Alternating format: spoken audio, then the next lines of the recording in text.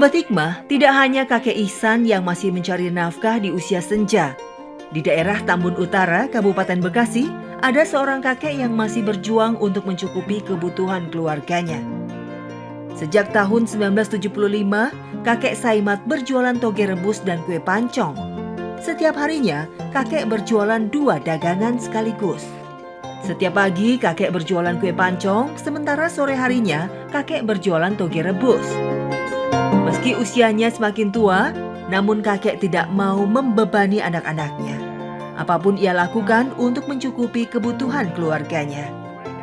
Karena modalnya tidak banyak, kakek Saimat memilih kue pancong dan toge rebus sebagai sumber rezeki setiap hari.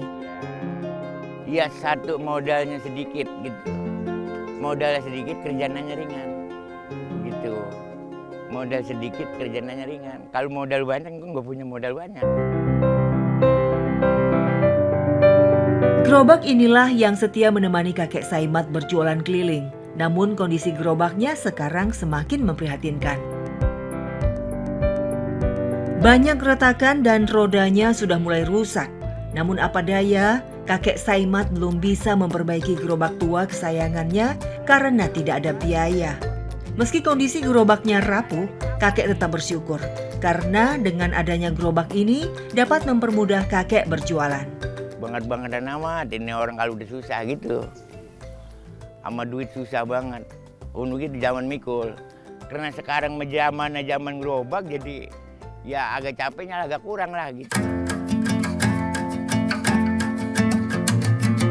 Sehari-harinya kakek Saimat berkeliling menjual kue pancong berpindah dari satu tempat ke tempat lainnya. Pancong!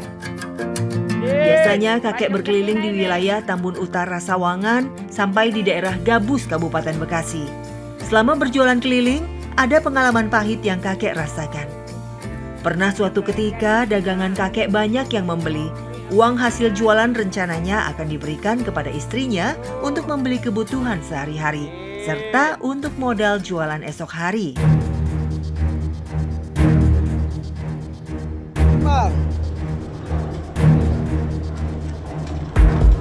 Namun apa daya, uang yang susah payah dikumpulkan hilang dicuri oleh orang yang tidak bertanggung jawab.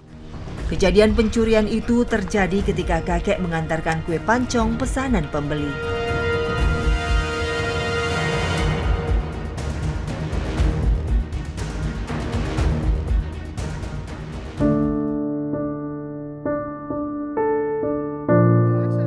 Yo Andin, ini dagang duit hilang ini Din. Bagaimana ini Din? Sadar akan uangnya telah hilang, kakek hanya bisa pasrah. Kakek tidak kesal ataupun marah. Melihat suaminya mendapati masalah, sang istri tidak tinggal diam.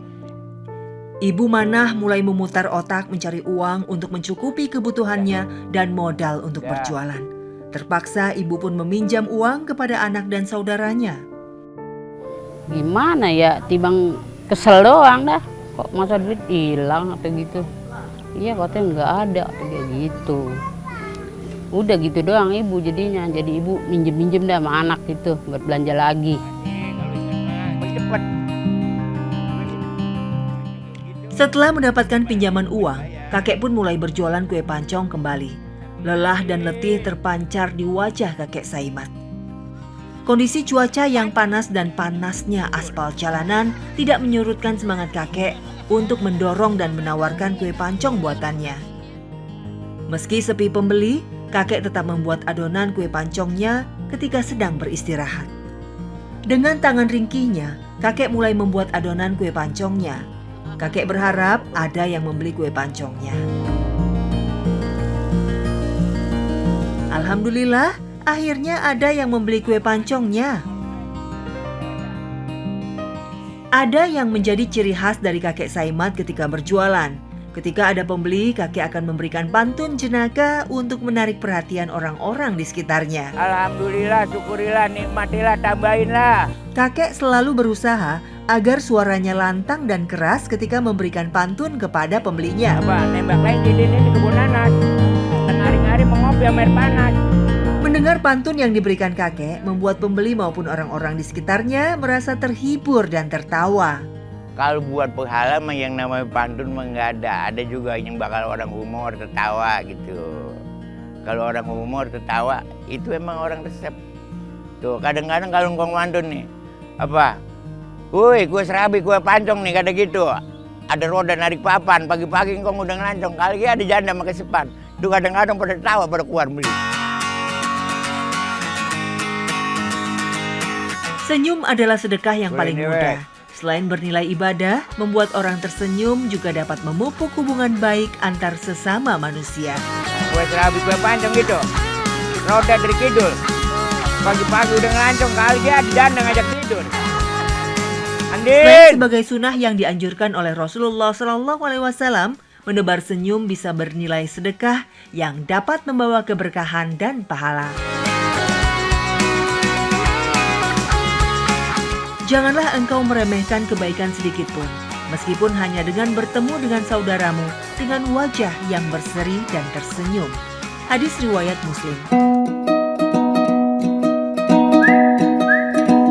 Selesai berjualan kue pancong, sore harinya kakek berjualan toge rebus di sekitar kecamatan Tambun Utara.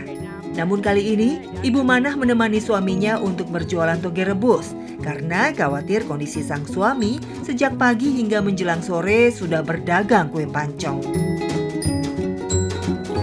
Kalau nih waktu udah sedang pulang, belum pulang.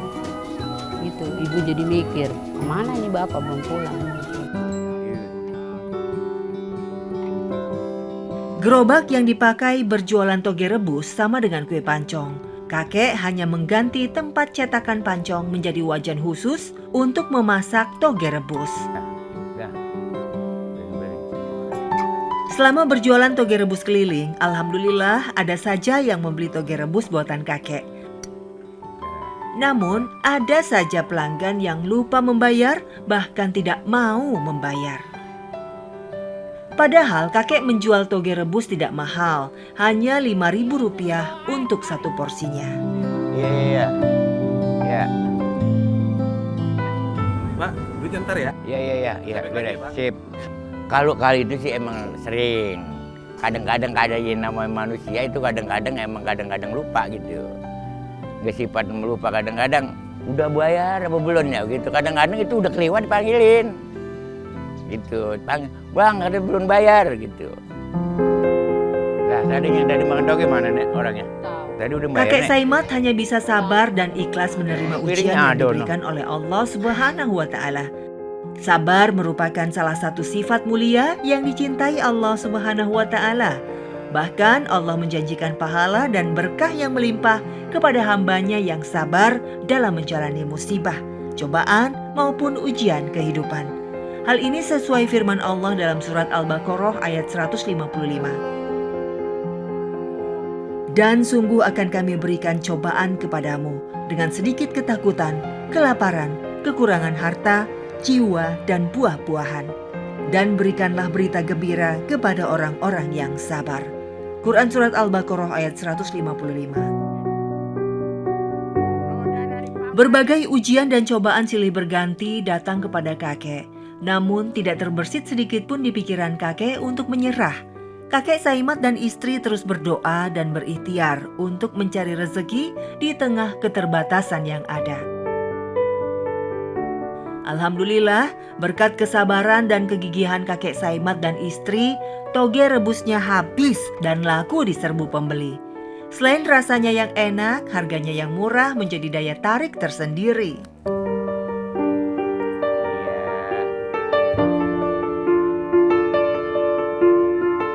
Berdagang keliling dari pagi hingga jelang malam terkadang membuat kaki kakek terasa sakit dan pegal.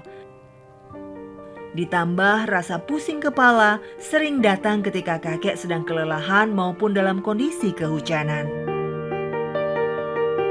Nah yang paling berat ini kadang-kadang nih. Kadang-kadang ini. Umen lah sewaktu-waktu. Kalau lagi kena air hujan gitu. Itu kerasa ini. Kalau hawa-hawa dingin gitu.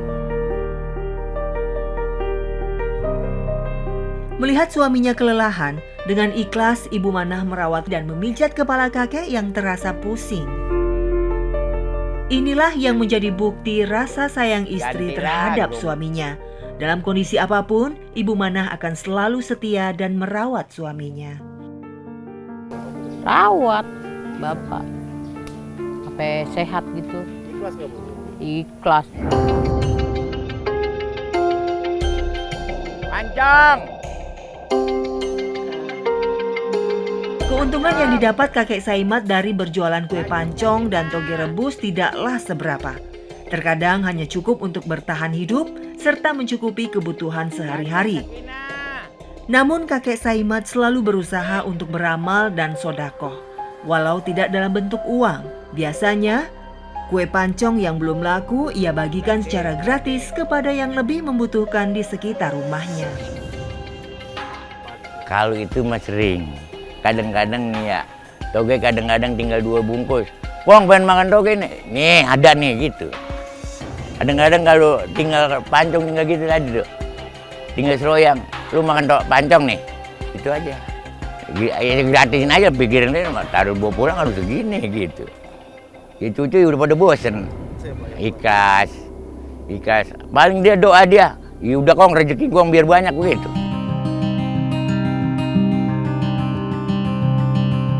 Sesibuk apapun kakek Ihsan dan Ibu Manah mencari rezeki, mereka tetap tidak lupa dengan sang pemberi rezeki. Keduanya tidak melupakan kewajiban sebagai muslim, yakni sholat 5 waktu. Setelah sholat, pasangan suami istri ini tidak lupa berdoa kepada Allah Subhanahu wa Ta'ala, meminta keselamatan dunia dan akhirat serta kebahagiaan untuk keluarganya.